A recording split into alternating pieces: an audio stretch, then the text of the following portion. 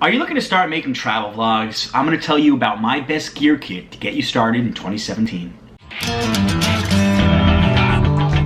What's up, world? It is John coming to you from New York City, and if you're interested in learning something new every week through my informative and sometimes exciting travel vlogs, I'm going to encourage you to hit that subscribe button right now so you don't miss out.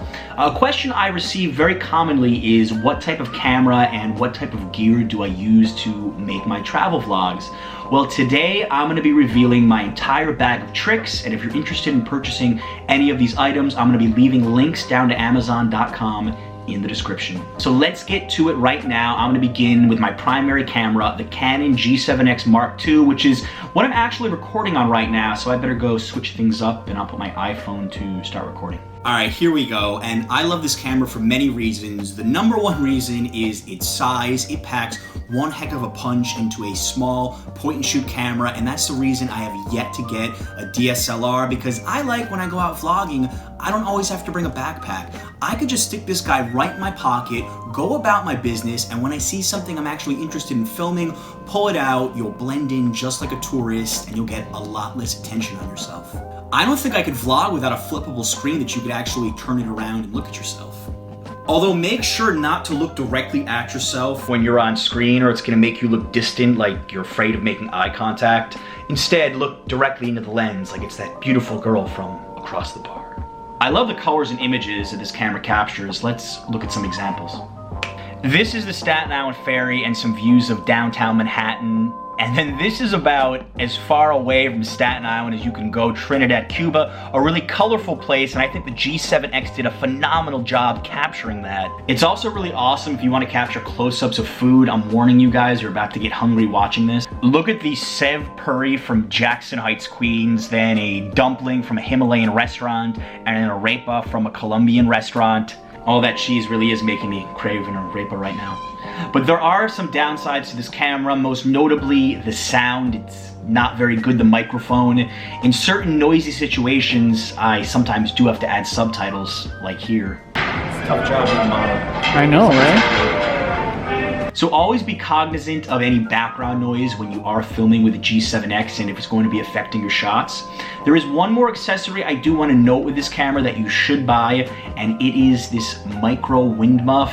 I actually had to order this directly from the UK, but it completely drowns out all wind noise, which is a lifesaver when you are filming outside. I know a lot of you do want to film outside, so I recommend that you order maybe 2 of these at a time because they are quite easy to lose. They go right on top of the camera and they are totally worth it. Let's take a look at my secondary camera, the Gopro Hero 5, and I don't have a lot of use for this when I'm in New York City, but I did test it out a lot in my vlogs in Cuba and Mexico. This is one of the top-of-the-line action cameras on the market right now, perfect for the beach or really any water situation. It's great, and that was a really cool flip of the GoPro right there. That's what you do when you're too afraid to buy a drone and accidentally crash it. Now let's look at the GoPro Hero 5 underwater in Playa, Carmen, Mexico. Here are some snorkeling shots, and I think this cenote had some amazing colors underwater. It came out pretty well, and you can transition pretty easily from above water to underwater. If you buy a GoPro, you definitely have to get an accessory pack, and this is the sport pack that I got off of Amazon.com. It's been pretty useful. It has a lot of different mounts, different places you could put the GoPro. Probably the accessory I've used the most is this right here, which is floatable in the water. This is where you could mount the GoPro to your body. This one right here is to your head. All right, so maybe it's not the best fashion piece. I kind of feel like a miner walking around with a light on my head. But there are so many good uses for having a GoPro attached directly to your head in action sequences. For example, I tried it out doing horseback riding in Cuba, and while the shots maybe weren't the best, I think there is a way to improve it, and if anybody out there knows a good way to stabilize shots while you have the GoPro mounted here, please do tell me about it in the comments. All right, I'm taking my tripod off. We're actually going to look at the tripod that I was just using. This is the Joby Gorillapod, aka the Casey Neistat tripod. He definitely popularized this for good reason. It has very sturdy legs. It can be used in almost any kind of a situation. With this attachable piece at the top, you can really get level shots. and it's got this this funky green stuff here, which kind of looks like Ecto Cooler from the 90s. High C, if anybody used to drink that when they were a kid. Yeah, I'm kind of old. And when you look at this, if the bubble goes to the middle, you can actually see if your shot is level or not. So this is kind of a must-have for any travel vlogger.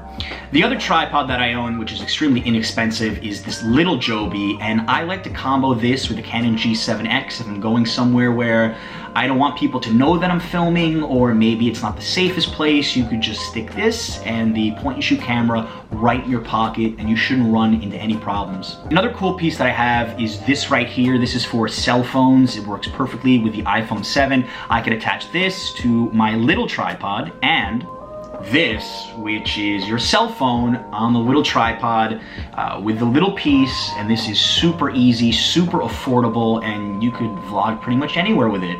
Of course, you could take it one step further, and I have yet to do this, but I'm planning on one day. So now I'm completely incognito. I look like I'm just talking to a friend, or I am reading an article, but in truth, I'm actually filming the inside of an airport lounge that has a strict no camera policy. That's all my equipment, not counting these sunglasses and headphones, of course. I'm curious what equipment you guys use out there to vlog. Tell me about it down below in the comments, and definitely like this video, share it, and certainly subscribe to Here Be Barr to see all of this gear in action from around the world. Be a part of where you go. Thanks for watching. But I'm planning on one day. Man, I'm like a goalie. I caught my camera.